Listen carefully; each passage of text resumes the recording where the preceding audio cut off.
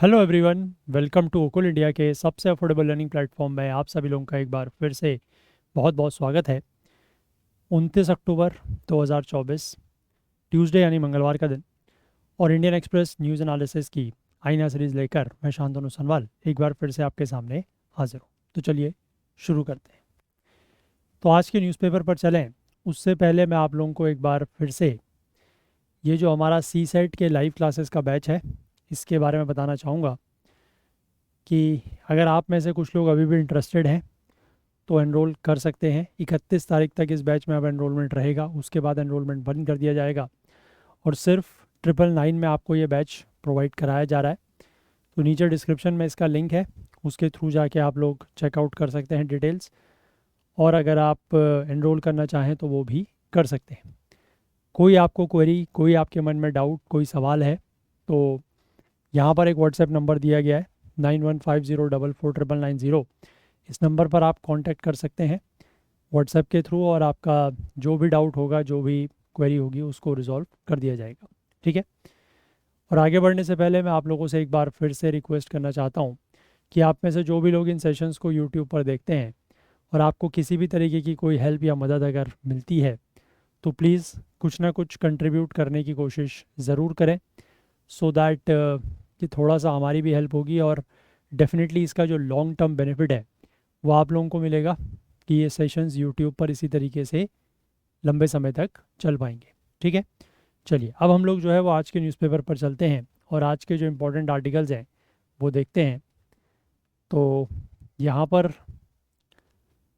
लिखा गया है, एक तो ये वही वाली इमेज है जिसके बारे में हम लोगों ने कल बात की थी, है ना, कि स्पेन के प्रधानमंत्री यहाँ पर आए हुए हैं, भारत में आए हैं और कल वडोदरा में जो ये एयरक्राफ्ट फैसिलिटी का इनॉग्रेशन यहाँ पर हुआ है ना, तो उसका यहाँ पर जिक्र किया गया है।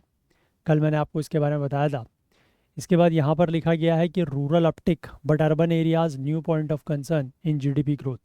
तो यहाँ पर यह बताया जा रहा है कि अर्बन एरियाज़ में जो स्थिति है वो काफ़ी ख़राब है इकोनॉमी वाइज। अगर हम देखें तो एफएमसीजी का जो ग्रोथ परसेंटेज है वो पिछले साल के पहले क्वार्टर के कंपैरिजन में इस साल के पहले क्वार्टर में बहुत ज़्यादा डाउन है। ठीक है। पिछले साल जहां एफएमसीजी फर्स्ट क्वार्टर में 10.1% की ग्रोथ पे था, इस साल वो ग्रोथ गिर के सिर्फ 2.8% रह गई है अर्बन एरियाज़ में, और रूरल एरियाज़ में थोड़ा सा स्थिति बेहतर है। वहीं अगर हम जो गाड़ियों की सेल्स हैं उसकी अगर हम बात करें तो अर्बन सेक्टर में गिरावट आई है दिस ईयर के जो फर्स्ट हाफ है उसमें as compare to the last year. ठीक है। तो ये स्थिति यहाँ पर बता रही है कि हो सकता है कि जो जीडीपी ग्रोथ है वो उसको सस्टेन करना इस वजह से मुश्किल हो जाए कि अर्बन एरियाज़ में स्थिति थोड़ा सा अच्छी नहीं दिख रही है। ठीक है। इसके बाद आगे यहाँ पर सेंसस की बात की जा रही है। हालांकि कोई ऑफिशियल इन्फॉर्मेशन अभी नहीं है, बट सूत्रों के हवाले से, सोर्सेज के थ्रू खबर है कि जो सेंसस की प्रक्रिया है वो अगले साल शुरू हो सकती है और उसके बाद 2026 तक पूरी हो सकती है। उसके बाद फिर परिसीमन या डिलिमिटेशन होगा और ये प्लान है कि जो 2029 के लोकसभा चुनाव हैं वो नई सीट्स पर होंगे। मतलब डिलिमिटेशन के बाद जब पार्लियामेंट्री सीट्स में परिवर्तन आएगा तो फिर उस हिसाब से नई सीट्स पर वो चुनाव होंगे। हालांकि इसको लेकर एक आर्टिकल एक्सप्लेन पेज पर है, वहाँ पर हम इसको देखेंगे। ठीक है। इसके बाद आगे बढ़ते हैं। बीच के पेजेस में एक दो छोटी न्यूज़ हैं जो हमें देखनी है, कोई बहुत नहीं है कुछ। देखो यहाँ पर एक न्यूज़ है, मैं इसको यहीं पर कवर कर लेता हूँ। ठीक है। इसमें लिखा हुआ है कि new MIDH guidelines to support vertical farming hydroponics among 4 components. ठीक है। तो कुछ इस तरीके की यहाँ पर नई गाइडलाइंस आई हैं, चलो इसको आगे ही देखेंगे फिर अलग से, है ना। तो इस तरीके की कुछ गाइडलाइंस आई हैं वर्टिकल फार्मिंग और हाइड्रोपोनिक्स को सपोर्ट करने के लिए, तो इसके बारे में बात करेंगे।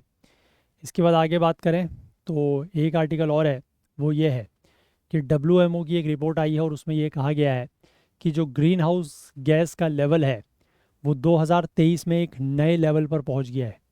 मतलब एक नए लेवल तक टच हो गया है, दैट इज़ नए रिकॉर्ड में टच हो गया है, that is green house gases का लेवल। तो ये भी अपने आप में एक बहुत मतलब चिंता की बात है, कंसर्न की बात है ना, कि ग्रीन हाउस गैसेस का लेवल बढ़ता जा रहा है। इसके बाद आगे हम यहाँ पर बात करेंगे कि why Supreme Court said Aadhaar can not be used as a proof of date of birth. ठीक है, अभी एक मामला है, पिछले हफ्ते उसकी सुनवाई हुई है। उसमें सुप्रीम कोर्ट ने ये कहा है कि आधार कार्ड जो होता है उसको आप डेट ऑफ बर्थ के प्रूफ के रूप में, यानी कि जन्म प्रमाण पत्र के रूप में उसका इस्तेमाल नहीं कर सकते। ठीक है, मतलब आपकी डेट के लिए प्रूफ, एज अ प्रूफ उसका यूज़ नहीं कर सकते डेट ऑफ बर्थ के लिए। इसके बाद सेंसस के बारे में बात करेंगे, द नेक्स्ट सेंसस। और फिर ये जो C-295 एयरक्राफ्ट प्लेन्स है इसके बारे में बात करेंगे, जो ये वडोदरा में जो नई फैसिलिटी लगी है वहाँ पर इनका मैन्युफैक्चरिंग की जाएगी। ठीक है, तो ये हमारे आज के आर्टिकल्स रहेंगे, तो इनको एक करके देखना शुरू करते हैं। बट उससे पहले मैं आप लोगों को एक चीज़ और बता दूं कि अगर आप लोग 2025 के प्रीलिम्स की तैयारी कर रहे हैं तो आपके पास इस तरीके की एक टेस्ट सीरीज़ जो है वो डेफिनेटली होनी चाहिए, जिसमें जनरल स्टडीज़, करंट अफेयर्स और CSAT तीनों ही पोर्शंस इंक्लूडेड हैं। ओनली 849 में ये टेस्ट सीरीज़ आपको मिल रही है। टोटल 91 टेस्ट यहाँ पर आपको मिल जाएंगे इसमें। इसके बाद अगर आप सिर्फ जनरल स्टडीज़ और करंट अफेयर्स की टेस्ट सीरीज़ लेना चाहते हैं तो 699 में मिल जाएगी। अगर सिर्फ जनरल स्टडीज़ लेना चाहते हैं तो सब्जेक्ट वाइज आपको मिल जाएगा 449 में। और इसके बाद सिर्फ करंट अफेयर्स की टेस्ट सीरीज़ अगर आप चाहते हैं तो जिसमें आपको 16 महीने के टेस्ट, मतलब 16 महीने का करंट अफेयर्स टेस्ट के फॉर्म में मिल रहा है ना, जनवरी 2024 से लेकर अप्रैल 2025 तक का, ये आपको 299 में मिल जाएगा। और इसी तरीके से अगर आप CSAT की बात करें तो 10 फुल लेंथ टेस्ट CSAT के आपको मिल जाएंगे ओनली एट 249। ये सारी की सारी टेस्ट सीरीज जो हैं वो हमारे ऐप और वेबसाइट में लिस्टेड हैं, तो इनमें से जिसमें भी आप चाहें वो एनरोल कर सकते हैं। और किसी को भी लेकर कोई आपके मन में डाउट है, कोई क्वेरी है, कोई सवाल है, तो अगेन यहाँ पर जो ये व्हाट्सएप नंबर है 9150449990, इस नंबर पर आप कांटेक्ट कर सकते हैं और we will be very happy to help you. ठीक है, चलिए तो अब इन आर्टिकल्स को देखना शुरू करते हैं। Let's start with the first one. पहला आर्टिकल है new MIDH guidelines to support vertical farming hydroponics among 4 components. देखो, जो Ministry of Agriculture and Farmers Welfare है इसने प्रोसेस शुरू कर दी है किस चीज़ के लिए, of revising the Mission for Integrated Development of Horticulture operational guidelines and cost support. ठीक है, तो इस ये जो MIDH की ऑपरेशनल गाइडलाइंस और कॉस्ट सपोर्ट है उसको रिवाइज करने का process Ministry of Agriculture and Family Farmers Welfare ने शुरू कर दिया है। Sorry, I said family welfare earlier, this is farmers welfare. इसके लिए केंद्र ने basically the centre is set to include 4 new components. ठीक है, इसमें 4 नए कंपोनेंट जो हैं वो इंक्लूड किए जाएंगे। One is hydroponics, one is aquaponics, one is vertical farming and the next is precision agriculture. ठीक है, तो ये 4 नए कंपोनेंट्स इसमें जो है वो इंक्लूड किए जाएंगे। The cost support under the MIDH में see an upward revision of 20% as compare to the existing rates. अभी मतलब एग्जैक्टली नहीं पता, बट सोर्सेज का ये कहना है कि इस स्कीम में, मतलब ये है ना, जो मिशन है, mission for Integrated Development of horticulture, इसमें 20% का कॉस्ट सपोर्ट जो है वो बढ़ सकता है।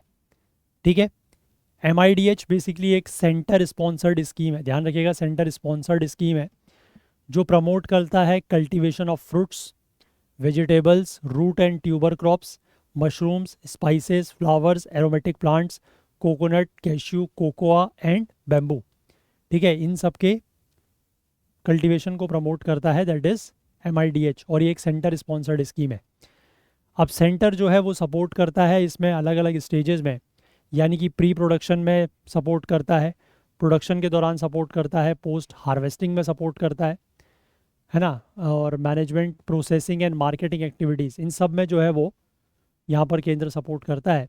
और 4 नए कंपोनेंट्स जो ऐड होंगे MIDH में वो कौन कौन से हैं। One is hydroponics. हाइड्रोपोनिक्स में क्या होता है, it is a technique of growing plants using a water based nutrient solution rather than soil. वैसे जनरली क्या होता है कि जो प्लांट्स वगैरह हैं वो सॉइल में, यानी कि मिट्टी में उगते हैं, है ना, मिट्टी में ग्रो करते हैं। बट हाइड्रोपोनिक्स में क्या होता है कि एक वाटर बेस्ड न्यूट्रिएंट सॉल्यूशन होता है, उसमें वो प्लांट्स ग्रो करते हैं रादर देन सॉइल, उसको कहा जाता है हाइड्रोपोनिक्स। इसके बाद एक होता है एक्वापोनिक्स। एक्वापोनिक्स में क्या होता है कि एक्वाकल्चर और हाइड्रोपोनिक्स को एक ही सिस्टम में कंबाइन कर दिया जाता है, that is known as aquaponics. इसके बाद एक होता है वर्टिकल फार्मिंग। वर्टिकल फार्मिंग में क्या होता है, vertical farming is a method of growing plants in a controlled environment stacked vertically, है ना, एक के ऊपर एक जो है वो वर्टिकल, कंट्रोल्ड एनवायरनमेंट में वर्टिकली प्लांट्स को ग्रो करना एक के ऊपर एक तरीके से, उनको कहा जाता है वर्टिकल फार्मिंग। और एक होता है प्रिसीशन एग्रीकल्चर, जैसे ये एक ऐसा फार्मिंग सिस्टम है जो इंफॉर्मेशन टेक्नोलॉजी का यूज़ करता है ये इंश्योर करने के लिए कि क्रॉप्स और सॉइल जो हैं उनको एग्जैक्टली क्वांटिटी ऑफ इनपुट्स मिल रहे हैं to improve the production and sustainability. तो that is known as precision agriculture. तो ये चार यहाँ पर दिए हुए हैं, हाइड्रोपोनिक्स, एक्वापोनिक्स, वर्टिकल फार्मिंग और प्रिसीशन एग्रीकल्चर। ठीक है, तो ये चार नए कंपोनेंट्स इसमें जो है वो ऐड यहाँ पर होंगे। आई होप क्लियर हो गई बात। तो थोड़ा सा इनके बारे में आपसे कभी पूछा जा सकता है, ठीक है, तो थोड़ा सा इनके बारे में आप खुद से डिटेल में पढ़िएगा about hydroponics, aquaponics, precision agriculture और वर्टिकल फार्मिंग। ठीक है, आई होप समझ रहे हैं बात, क्योंकि यहाँ से उठा के इनके बारे में थोड़ा सा क्वेश्चन पूछे जा सकते हैं कि इनके क्या एडवांटेज हैं, क्या डिसएडवांटेज हैं, किस तरीके की क्रॉप्स जो हैं वो किस मेथड में कल्टीवेट की जा सकती हैं, है ना। आई होप क्लियर है बात। तो थोड़ा सा इस तरीके से ज़रूर पढ़िएगा सो दैट कि अगर कहीं से कुछ क्वेश्चन बनता है तो यू कैन आंसर इट। चलो, इसको आप एग्रीकल्चर में ही लीजिएगा जीएस पेपर 3 में।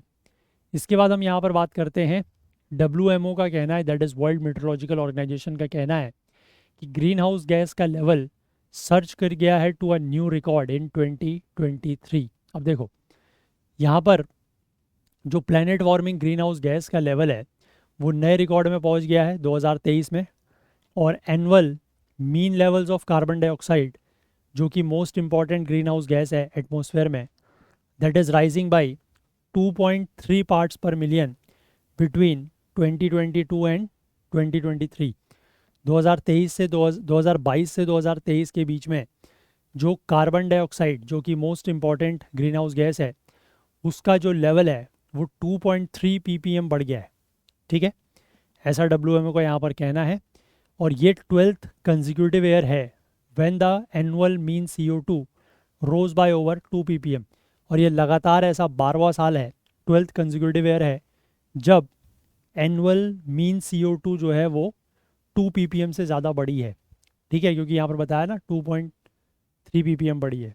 ठीक, इसके बाद आगे लिखा है the globally average surface concentrations of carbon dioxide, methane and nitrous oxide green house gas reached new highs in 2023 with carbon dioxide जो है वो 420 ppm पर पहुंच चुकी है।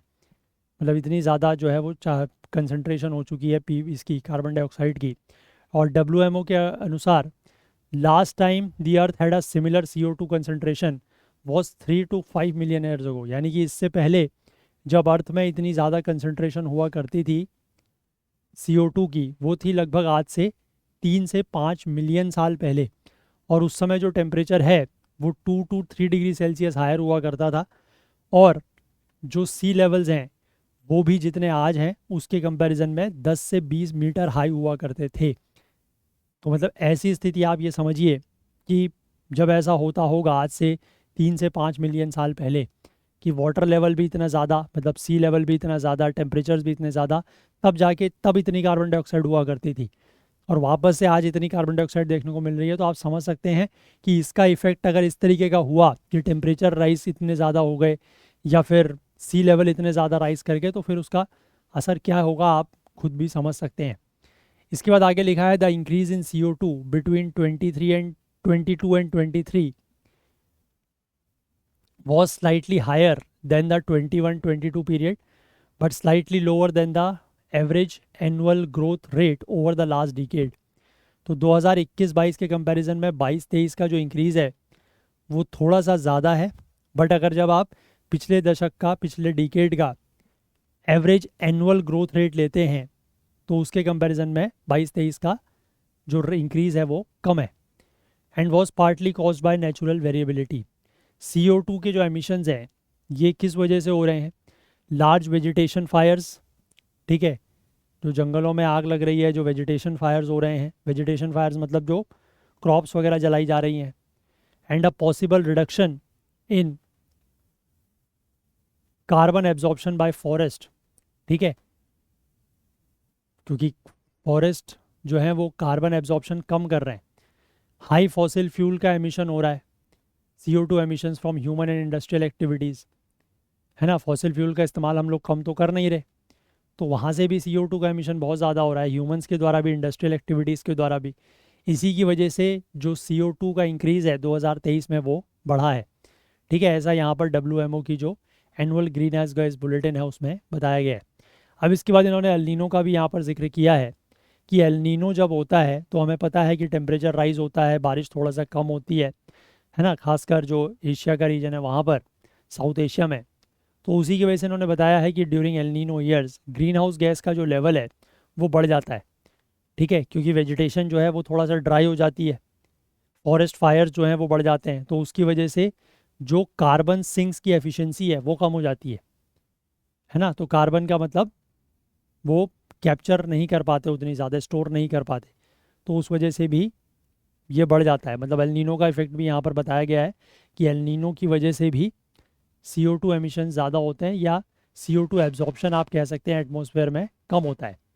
इसके बाद WMO के साइंटिस्ट ने यहाँ पर ये वार्न किया है कि that rising CO2 concentration and its impact on climate change could cause the natural ecosystems to become source of greenhouse gases।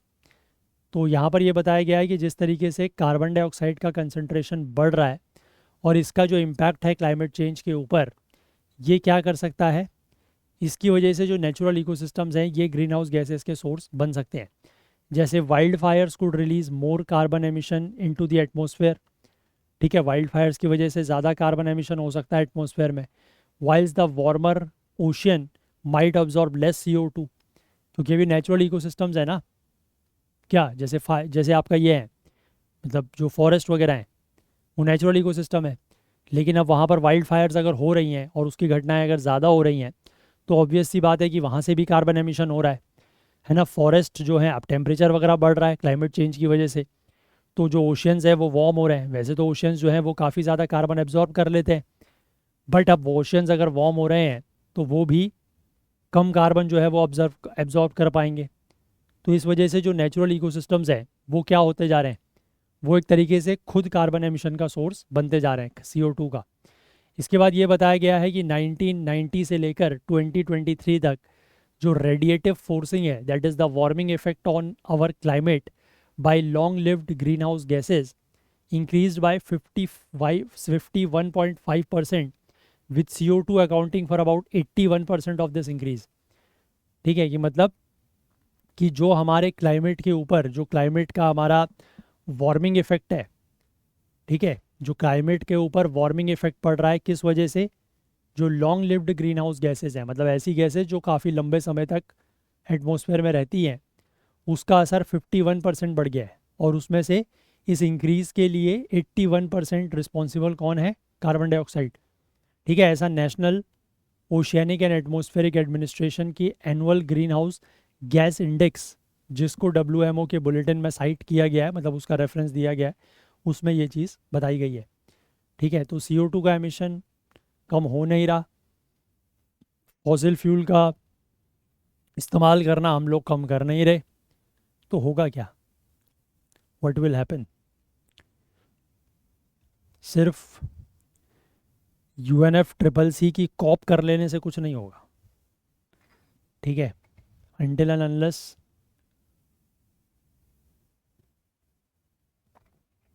और अभी हमने कुछ दिन पहले भी एक आर्टिकल देखा था ना कि अगर 2030 तक हम वो चाहते हैं कि जो पेरिस एग्रीमेंट का 1.5 डिग्री सेल्सियस वाला जो टेम्परेचर राइज है उसको लिमिट में रखा जाए, तो 2019 के कंपैरिजन में 2030 तक हमें 43% एमिशन रिड्यूस करने हैं।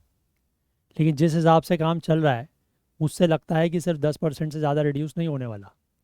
तो मतलब अब सबसे बड़ी प्रॉब्लम ये है कि अगर कोई देश या कोई गवर्नमेंट्स एफर्ट्स कर भी रहे हैं तो वो एफर्ट्स सफिशिएंट प्रूफ नहीं हो रहे, क्योंकि अब बहुत ज़्यादा एफर्ट करने की ज़रूरत है और बहुत तेज़ी से। अब आपके पास उतना टाइम नहीं है कि हाँ हम कर लेंगे या हम थोड़ा बहुत तो कर रहे हैं। वो थोड़ा बहुत करने से कुछ नहीं होगा, क्योंकि अब स्थिति जो है वो बहुत ज़्यादा डेंजरस बन चुकी है। समझ रहे हैं ना बात? चलिए आगे बढ़ें। इस वाले को आप लोग एनवायरनमेंट में लीजिएगा, जीएस पेपर 3। चलो इसके बाद इस पे आते हैं कि सुप्रीम कोर्ट ने ये क्यों कहा कि आधार को as a proof of date of birth नहीं यूज़ किया जा सकता। तो सुप्रीम कोर्ट ने पिछले हफ्ते ये कहा कि Aadhaar can not be used as a proof of age, specially जब अदर ऑफिशियल डॉक्यूमेंट्स जो जिनको रिकॉग्नाइज किया गया है एज अ वैलिड प्रूफ, जैसे कि स्कूल लिविंग सर्टिफिकेट, वो अवेलेबल हैं। तो तब आप आधार को as a proof of age या डेट ऑफ बर्थ के प्रूफ के लिए यूज़ नहीं कर सकते। जो UIDAI है जो आधार कार्ड इशू करता है, उसके अकॉर्डिंग भी ये यूनिक नंबर, मतलब जो आधार का unique number is intended to provide a universal identity infrastructure। इसका जो पर्पज़ है ना, आधार नंबर देने का, यूनिक नंबर देने का, वो पर्पज़ ये है कि सभी को एक यूनिवर्सल आइडेंटिटी जो है वो मिल जाए। एक मतलब एक ऐसा इंफ्रास्ट्रक्चर जो है वो बनाया जाए। बेसिकली उसका पर्पज़ ये नहीं है कि आप इसका इस्तेमाल एज ऑफ मतलब प्रूफ ऑफ एज के लिए, डेट ऑफ बर्थ के प्रूफ के लिए करें।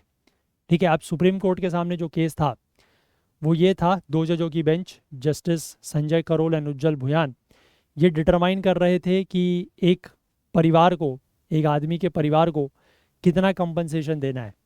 इस व्यक्ति की, इस आदमी की मौत जो है वो एक मोटरसाइकिल के एक्सीडेंट में हुई थी 2015 में, अगस्त 2015 में। उसी साल दिसंबर के महीने में उस परिवार के सदस्यों ने, उस व्यक्ति के परिवार के सदस्यों ने एक क्लेम पेटिशन जो है वो किया before the motor accident claims tribunal in Rohtak, Haryana. अप्रैल 2017 में MACT ने डायरेक्ट किया कि इंश्योरेंस कंपनी को कि वो उन परिवार को 19,35,400 रुपये एज अ कंपनसेशन प्रोवाइड करें। अब जो मोटर व्हीकल्स एक्ट के केसेस में जो डेथ होती है, उसमें जो कंपनसेशन दिया जाता है वो कई फैक्टर्स के ऊपर के थ्रू डिटरमाइन होता है।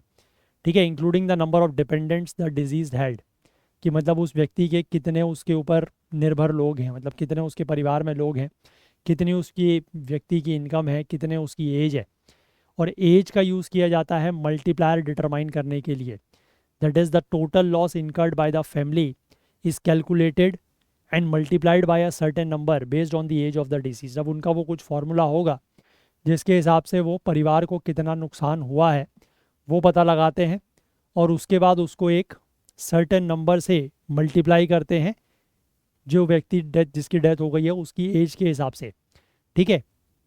अब यहाँ पर जब अपील हुई तो पंजाब और हरियाणा के हाईकोर्ट ने मार्च 2023 में ये जो MACT का अवार्ड है इसको कम करके, जो उन्होंने 19 लाख कुछ बोला था, इन्होंने कम करके उसको 9,22,000 कर दिया गया। ठीक है। और ये नोट करते हुए कि जो विक्टिम का आधार कार्ड है उसके हिसाब से उस व्यक्ति की जब डेथ हुई तो उस समय उसकी एज जो है वो 47 साल थी। तो इसलिए ये जो मल्टीप्लायर है वो ये मोटर व्हीकल एक्ट के अंतर्गत ये 13 होना चाहिए।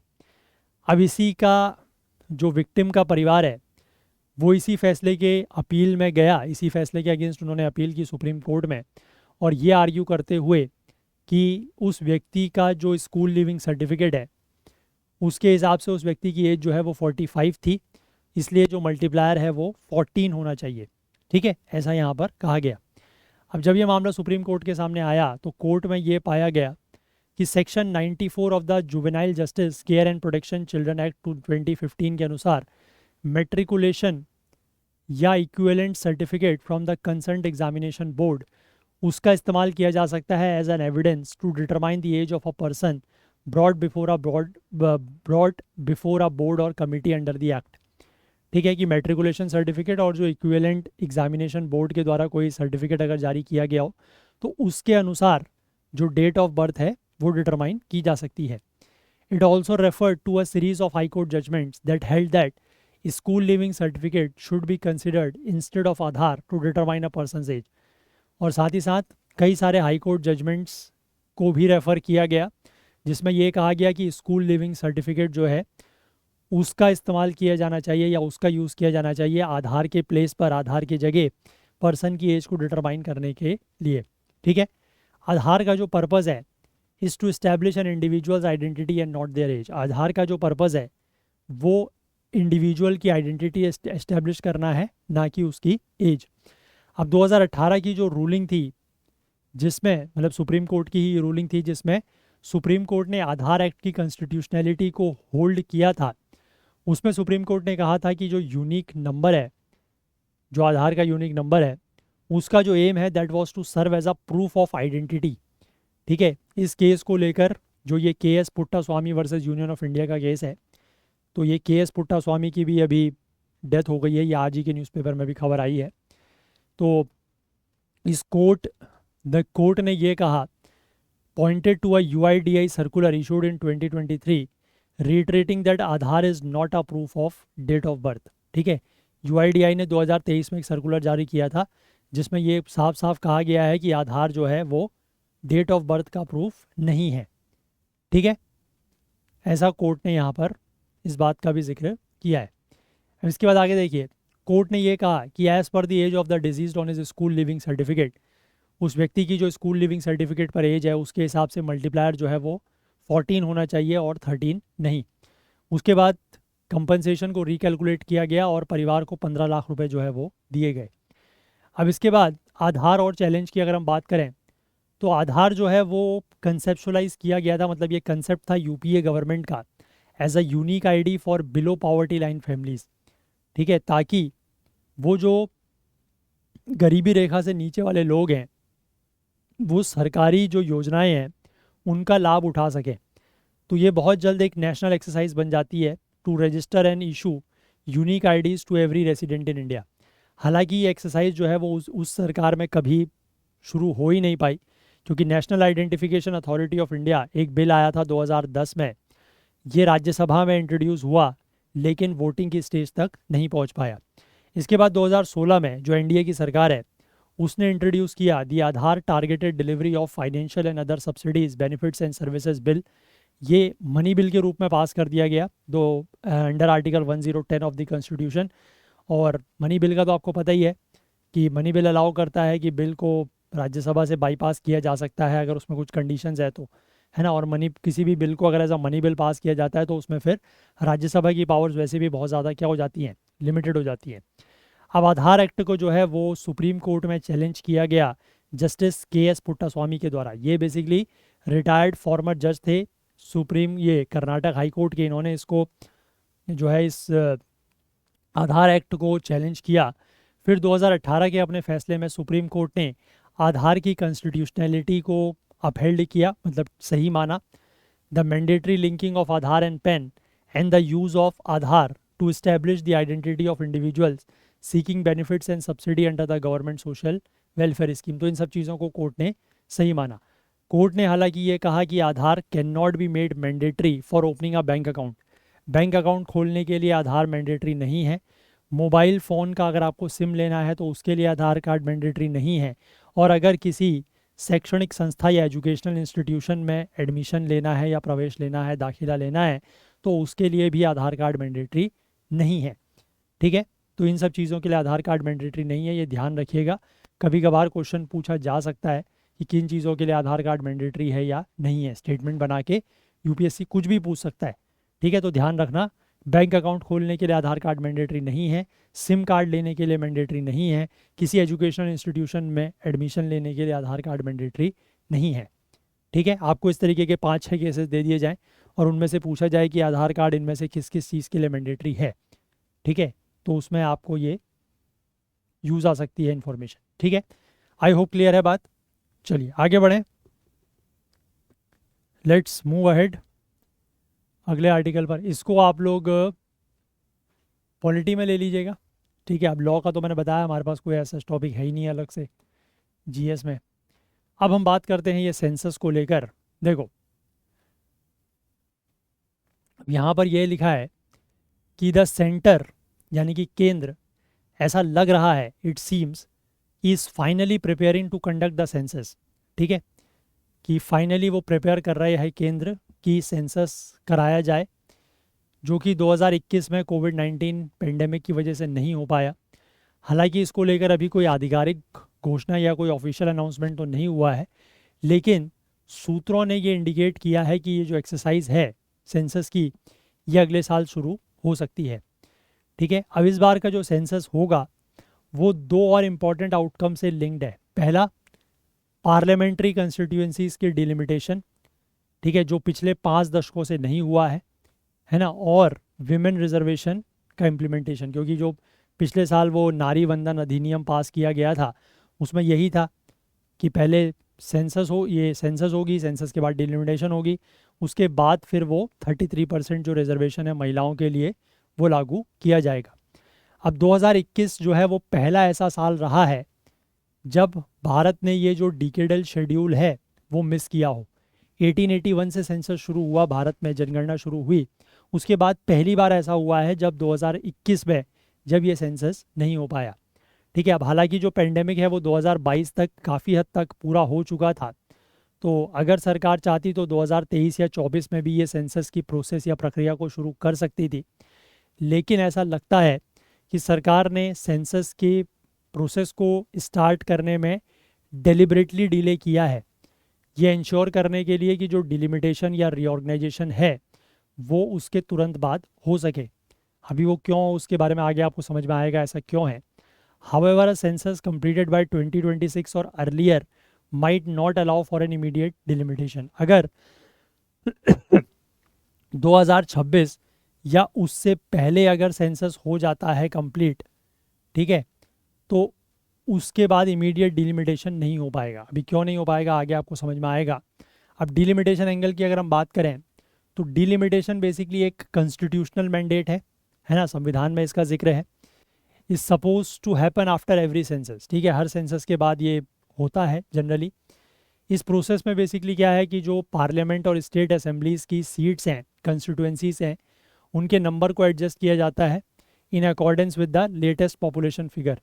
ठीक है, जो सबसे लेटेस्ट पॉपुलेशन फिगर है उसके हिसाब से इसको एडजस्ट किया जाता है। ये इंश्योर किया जाता है कि जो number of people represented by any member of the parliament और member of legislative assembly is रफली द सेम। तो पॉपुलेशन के हिसाब से बेसिकली जो नंबर ऑफ कंस्टिट्यूएंसीज है उनको बांटा जाता है, चाहे वो लोकसभा की हो चाहे राज्यों के विधानसभा की हो, सो दैट कि जो नंबर ऑफ पीपल रिप्रेजेंट किए जा रहे हैं किसी भी एमपी के द्वारा या किसी भी एमएलए के द्वारा वो लगभग बराबर रहें, तो इसलिए ये चीज़ की जाती है। हालांकि ये एक्सरसाइज जो है वो 1976 से 1976 के बाद से ये नहीं हुआ है due to a lack of political consensus. ठीक है, पॉलिटिकल कंसेंसस की कमी की वजह से, मतलब राजनीतिक एक राय होने की कमी की वजह से ये प्रोसेस नहीं हुआ है। तो 1976 के बाद से आप अगर देखेंगे तो जितने भी चुनाव हुए हैं उन सब में जो सीट्स हैं वो फिक्स हैं, वो चेंज नहीं हुई है। अब इसके बाद आगे ये लिखा है कि अगर डिलिमिटेशन के स्टैंडर्ड लॉजिक को फॉलो किया जाए तो जो wide divergence in population growth trends है in various states would mean that some would see the number of parliamentary constituency reduce while others would see an increase।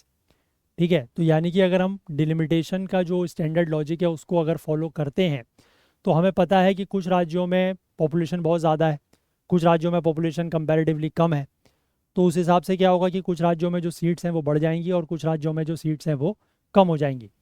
ठीक है, southern state जो है वो यही आर्ग्यू करते हैं कि इससे होगा क्या कि उन्होंने जो पॉपुलेशन कंट्रोल ऑब्जेक्टिव्स को सक्सेसफुली मीट किया, ये एक तरीके से उसका पनिशमेंट उनको मिलेगा, क्योंकि एक तो उन्होंने पॉपुलेशन कंट्रोल की अपने राज्यों में, है ना, सदर्न स्टेट्स ने, और उसका उनको ये नुकसान झेलना पड़ेगा या ये उनको एक तरीके से पनिशमेंट मिलेगा कि जब डिलिमिटेशन होगा तो उनके वहाँ की सीट्स जो है वो कम हो जाएंगी, उनका रिप्रेजेंटेशन लोकसभा में कम हो जाएगा। ठीक है, ये अभी कुछ दिनों पहले आपको याद होगा जब वो आंध्र प्रदेश के चीफ मिनिस्टर चंद्रबाबू नायडू और तमिलनाडु के चीफ मिनिस्टर एमके स्टैलिन के बयान आए थे पॉपुलेशन को लेकर, वहाँ पर भी हमने ये चीज़ का जिक्र किया था। अब डिलिमिटेशन एक्सरसाइज जो 2002 में हुई थी, 2001 के सेंसस के बाद, उसमें सिर्फ क्या हुआ था कि जो existing boundaries of the constituencies हैं उनको रीड्रॉ किया गया था, लेकिन कंस्टिट्यूएंसीज के नंबर में कोई चेंज नहीं हुआ था। ठीक है, अभी के हिसाब से एज ऑफ नाउ जो डिलिमिटेशन है वो 2026 तक सस्पेंडेड है।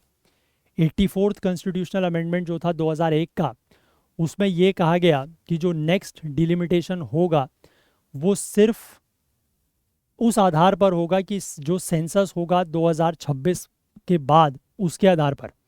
तो अगर मान लो 2021 में सेंसस हो भी जाता, ठीक है, समय पे, या 2023-24 में भी हो जाता, तो डिलिमिटेशन जो है वो फिर उस स्थिति में भी 2031 के सेंसस तक नहीं हो पाता, क्योंकि 2026 तक तो डिलिमिटेशन फ्रीज है ना, 84th constitutional amendment act of 2001 के अकॉर्डिंग।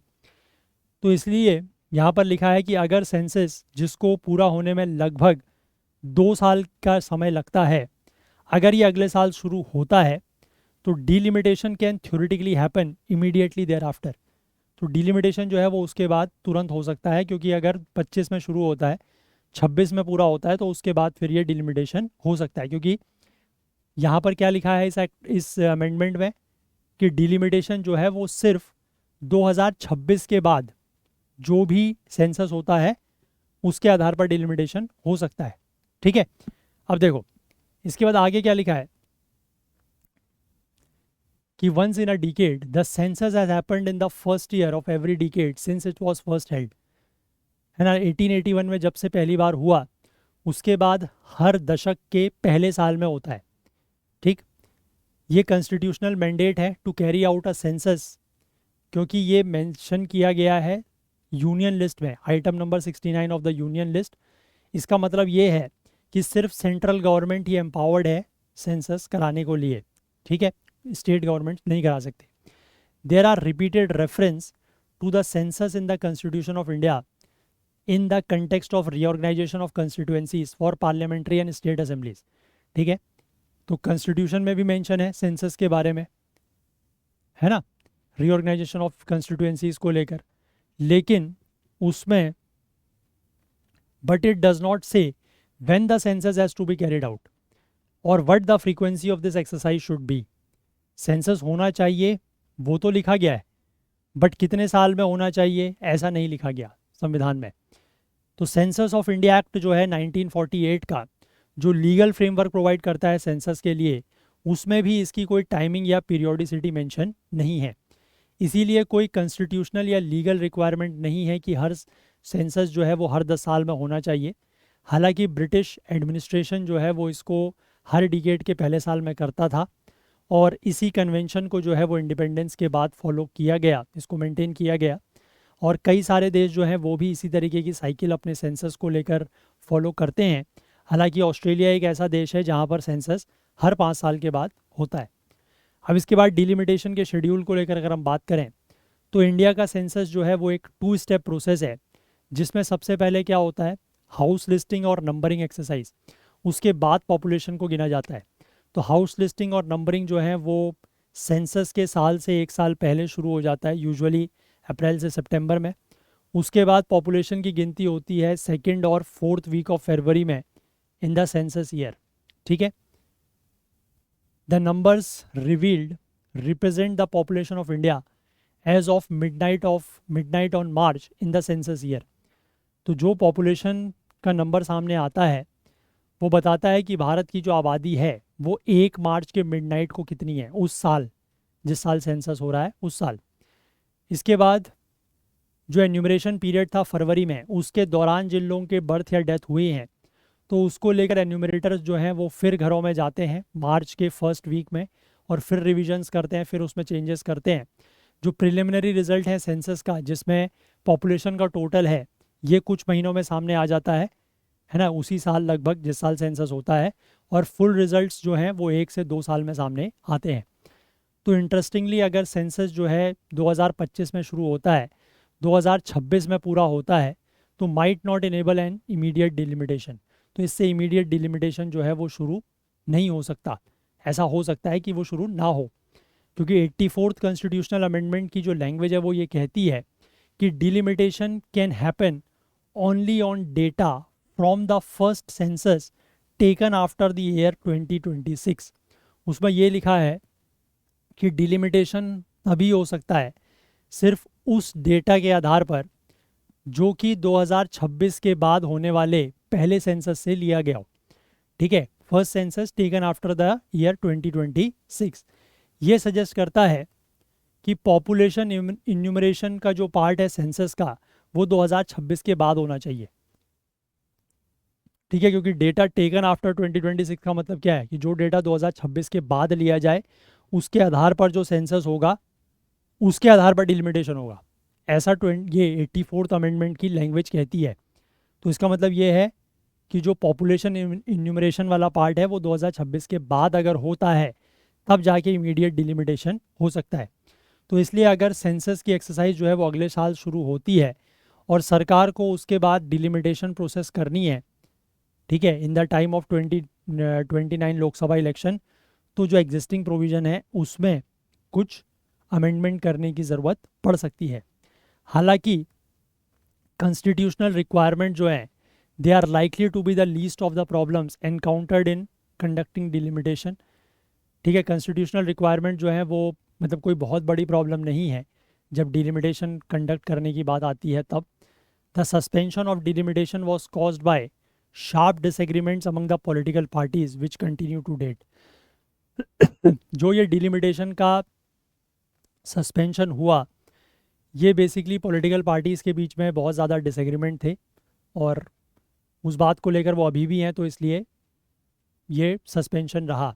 फिर जो सदर्न स्टेट्स हैं जिनकी सीट्स पार्लियामेंट में कम हो जाएंगी अगर जो करंट पॉपुलेशन है वो ली जाती हैं, तो हो सकता है कि वो फिर से डिलिमिटेशन को पुट ऑफ करें, मतलब वो ना चाहें कि डिलिमिटेशन हो, है ना, जब तक उनको किसी और तरीके से कोई कंपनसेशन नहीं प्रोवाइड किया जाता। तो इसके बाद जो 16th फाइनेंस कमीशन की रिकमेंडेशंस हैं वो भी यहाँ पर क्रूशियल हैं कि फाइनेंस कमीशन बेसिकली एक ऐसी बॉडी है जिसको हर 5 साल में बनाया जाता है और इसका काम ये होता है कि जो सेंटर और स्टेट्स के बीच में फाइनेंशियल रिसोर्सेज का डिवोल्यूशन है ये उसको रिकमेंड करता है।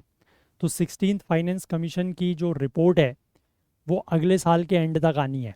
ठीक है, फर्दर पार्लियामेंट ने 128th कॉन्स्टिट्यूशन अमेंडमेंट को अप्रूव किया पिछले साल, जिसमें यह कहा गया कि स्टेट असेंबलीज और लोकसभा में 33% ऑफ द सीट जो है वो महिलाओं के लिए रिजर्व होगी। However, it is supposed to come into effect only after the seats in Lok Sabha and state assemblies are modified following the delimitation exercise। ठीक है, ये सिर्फ और सिर्फ तभी लागू होगा जब लोकसभा और राज्यसभा में की जो सीट्स हैं वो मॉडिफाई हो जाती हैं डिलिमिटेशन की एक्सरसाइज के बाद। अब कास्ट सेंसस की डिमांड भी बहुत ज़्यादा उठी है अभी हाल ही के समय में, तो ये भी एक्सपेक्टेशन है कि जो अगला सेंसस है वो कास्ट डेटा को भी कलेक्ट कर सकता है ना, ताकि एक सेपरेट कास्ट सेंसस जो है वो ना कराना पड़े, जो कुछ पॉलिटिकल पार्टीज़ की रिसेंट ईयर्स में डिमांड रही है। Collection of caste data in the census would not be unprecedented.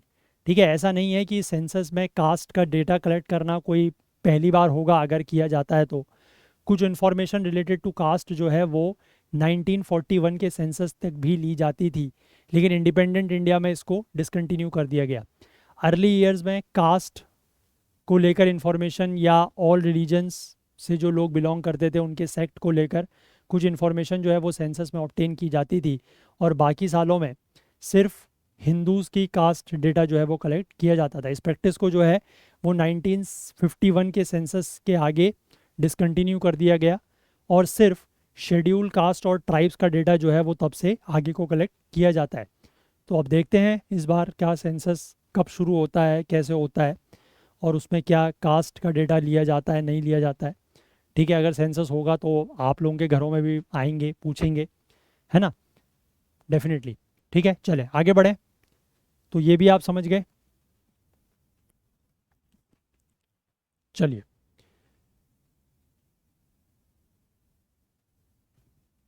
इसको भी आप पॉलिटी में ही ले सकते हैं। इसके बाद एक लास्ट आर्टिकल है ये C-295 वाला कि C-295 ट्रांसपोर्ट प्लेन्स ये IAF के लिए यानी कि इंडियन एयरफोर्स के लिए, भारतीय वायुसेना के लिए क्यों मायने रखते हैं। ठीक है, देखो कल ही के दिन हमें पता है कि प्रधानमंत्री नरेंद्र मोदी और स्पेन के जो प्रधानमंत्री हैं पेड्रो सांचेज, इन्होंने इनॉग्रेट किया है एक प्लांट गुजरात के वडोदरा में, जहां पर Tata advance systems limited manufacture करेगा C-295 aircraft for the Indian air force. और सरकार की प्रेस रिलीज़ के अनुसार ये भारत का पहला private sector final assembly line है मिलिट्री एयरक्राफ्ट के लिए। ठीक है, एयरक्राफ्ट और इसकी कैपेबिलिटीज़ की अगर हम बात करें तो C-295 एक ट्रांसपोर्ट एयरक्राफ्ट है। ओरिजिनली इसको प्रोड्यूस किया जाता था स्पेन की एयरक्राफ्ट मैन्युफैक्चरर जो कि अब पार्ट है एयरबस का, उसके द्वारा। और इसको मैन्युफैक्चर किया जाता है एयरबस के प्लांट में स्पेन में ओरिजिनली। सितंबर 2021 में भारत ने 21,935 करोड़ की एक डील साइन की थी एयरबस डिफेंस और स्पेस के साथ कि 56 C-295 एयरक्राफ्ट जो हैं वो हमें खरीदने हैं। ठीक है, हमारा जो एजिंग, ये जो पुरानी हमारी एवरो 748 की फ्लीट है, इसको रिप्लेस करने के लिए ये अर्ली 1960s से काम कर रही है। तो the acquisition would support IAF's air transport capabilities. तो इससे एयर मतलब ये जो इंडियन एयरफोर्स की एयर ट्रांसपोर्ट कैपेबिलिटीज़ है उसको सपोर्ट मिलेगी। और साथ ही साथ इससे ट्रूप्स और मटेरियल्स को हम different parts of the country तक पहुंचा सकते हैं। एयरक्राफ्ट में कैपेबिलिटी है 5 से 10 टन की, मैक्सिमम स्पीड है 480 किलोमीटर पर आवर की। इसका रियर रैंप डोर है for quick reaction and para dropping troops and cargo. ठीक है, मतलब पीछे की तरफ से वो खुलने वाला है। It can also carry out short take offs and landing on semi prepared surfaces. ठीक है, जो सेमी प्रिपेयर्ड सर्फेसेस है, मतलब पूरी तरीके से प्रिपेयर्ड सर्फेस नहीं है, वहाँ पर भी ये शॉर्ट में टेक ऑफ्स और लैंडिंग कर सकता है। एट प्रेजेंट IAF के पास यानी कि इंडियन एयरफोर्स के पास सोवियत ओरिजिन के AN-32 एयरक्राफ्ट फ्लीट है to haul a limited number of troops and supplies over short distances. ठीक है, हम शॉर्ट डिस्टेंसेस तक ही सप्लाईज और ट्रूप्स को भेज पाते हैं। हाउएवर इन एयरक्राफ्ट्स को इंडक्ट किया गया था 1980s में and many are on the verge of being phased out due to the wear and tear. तो वियर एंड टीयर इनमें काफ़ी हो गया है, उसकी वजह से इनको फेज आउट करने की स्थिति में ये आ चुके हैं। और C-295 जो है वो इस गैप को फिल करेगा। अब the deal and what comes after, इस एग्रीमेंट के अंतर्गत एयरबस जो है वो first 16 aircraft fly away condition में डिलीवर करेगा जो कि स्पेन में बन के यहाँ पर डायरेक्ट आएंगे। और बाकी जो 40 एयरक्राफ्ट हैं वो मैन्युफैक्चर किए जाएंगे टाटा एडवांस सिस्टम्स लिमिटेड के द्वारा in India as a part of industrial partnership under the make in India initiative. ठीक है, मेक इन इंडिया इनिशिएटिव की तरफ यहाँ पर ये बनाए जाएंगे। The first made in India aircraft will be rolled out of the manufacturing facility in September 2026। यानी कि आज से लगभग 2 साल के बाद इस फैसिलिटी से बन के पहला एयरक्राफ्ट निकलेगा। और बाकी जो 39 एयरक्राफ्ट्स हैं वो 31 अगस्त मतलब अगस्त 2031 तक बन के तैयार हो जाएंगे। 2022 में TASL ने एक फैक्ट्री लगाई थी हैदराबाद में जहां पर मेजर एयर फ्रेम के कंपोनेंट्स मैन्युफैक्चर किए जा रहे थे 2023 से। और इन एयरक्राफ्ट के सेक्शंस को असेंबल करके ट्रांसपोर्ट किया जा रहा था Vadodara facility to be fitted with the critical components and readied for testing and deliveries. अब ये जितने भी 56 एयरक्राफ्ट्स हैं इनमें फिट किए जाएंगे इंडिजीनियस इलेक्ट्रॉनिक वॉरफेयर सूट जिनको डेवलप किया जाएगा भारत इलेक्ट्रॉनिक्स लिमिटेड और भारत डायनेमिक्स लिमिटेड के द्वारा। इसमें कुछ ऐसे कंपोनेंट्स को छोड़ दें जैसे कि इंजन या एवियोनिक्स। इंजन तो समझते हैं आप, एवियोनिक्स का मतलब होता है जो इलेक्ट्रॉनिक इक्विपमेंट्स वगैरह उसमें लगे होते हैं वो। एयरबस जो है इनको छोड़ के will transfer the manufacturing technology to TASL on most of the other components so that 95% of the aircraft is made in India within the next few years। ठीक है, मतलब इंजन बनाने की टेक्नोलॉजी नहीं देगा वो, एवियोनिक्स की टेक्नोलॉजी नहीं देगा, उसके अलावा बाकी चीज़ों की टेक्नोलॉजी दे देगा सो दैट कि 95% जो एयरक्राफ्ट है वो इंडिया में बन रहा है। ठीक है, लेकिन इंजन बनाने की टेक्नोलॉजी नहीं देगा, ये ध्यान रखना। समझ गए? चलो, तो बेसिकली ये टॉपिक वैसे डिफेंस का ही बनता है ना, तो डिफेंस में आप इसको ले सकते हैं। ठीक है, चलिए, तो यही आर्टिकल्स थे आज के जो हमें कवर करने थे। तो सेशन को हम लोग इतना ही रखेंगे। और जाने से पहले मैं आप लोगों को एक बार फिर से याद दिला दूं कि अगर आप लोग प्रीलिम्स 2025 की तैयारी कर रहे हैं तो जनरल स्टडीज़, करंट अफेयर्स और CSET इस तरीके की एक टेस्ट सीरीज़ आपके पास होनी चाहिए। 849 रुपीज़ में आपको मिल रही है, 91 टेस्ट हैं टोटल। और अगर आप सिर्फ जनरल स्टडीज़ और करंट अफेयर्स की लेना चाहें तो आपको 699 में मिल जाएगी 81 टेस्ट। सिर्फ जनरल स्टडीज़ की लेना चाहते हैं तो सब्जेक्ट वाइज आपको 449 में मिल जाएगी। सिर्फ करंट अफेयर्स की चाहते हैं तो 16 महीने का करंट अफेयर्स आपको टेस्ट सीरीज़ के फॉर्म में मिलता है ओनली एट 299 में। और अगर सिर्फ आप सी सेट के फुल लेंथ टेस्ट लेना चाहते हैं 10 फुल लेंथ टेस्ट आपको मिल जाएंगे ओनली एट 249। तो इनमें से आप जिसमें भी इंटरेस्टेड हैं उसमें एनरोल कर सकते हैं। ये सारे हमारे ऐप और वेबसाइट में लिस्टेड हैं। और कोई अगर डाउट क्वेरी या सवाल आपके मन में है तो यहाँ पर जो ये नंबर दिया गया व्हाट्सएप का 9150449990 इस नंबर पर आप कॉन्टैक्ट हमसे कर सकते हैं। ठीक है, चलिए बाकी आप हमारे ऐप को प्ले स्टोर से ज़रूर डाउनलोड करें। आपने अगर हमारे किसी भी वीडियो कोर्स में एनरोल किया हुआ है तो आप ऐप के थ्रू वीडियोस को डाउनलोड करके ऑफलाइन भी देख सकते हैं। तो जाने से पहले मैं एक बार फिर से आप लोगों से रिक्वेस्ट करना चाहूँगा कि इन सेशंस को देख के आपको अगर किसी भी तरीके की कोई हेल्प या मदद मिल रही है या हमारे एफर्ट से आपको कुछ फ़ायदा हो रहा है तो प्लीज़ कुछ ना कुछ कंट्रीब्यूट करने की कोशिश सभी लोग करें। ज़्यादा से ज़्यादा लोग कुछ ना कुछ कंट्रीब्यूट करें सो दैट कि थोड़ा सा हमारी भी हेल्प होगी। और डेफिनेटली इसका लॉन्ग टर्म बेनिफिट आप लोगों को ये मिलेगा कि सेशन जो है वो आप लोगों के लिए ज़्यादा से ज़्यादा लंबे समय तक चल पाएंगे। ठीक है, चलिए तो आज का सेशन इतना ही रखते हैं। अगर सेशन पसंद आया हो तो लाइक ज़रूर करें, ज़्यादा से ज़्यादा शेयर करें।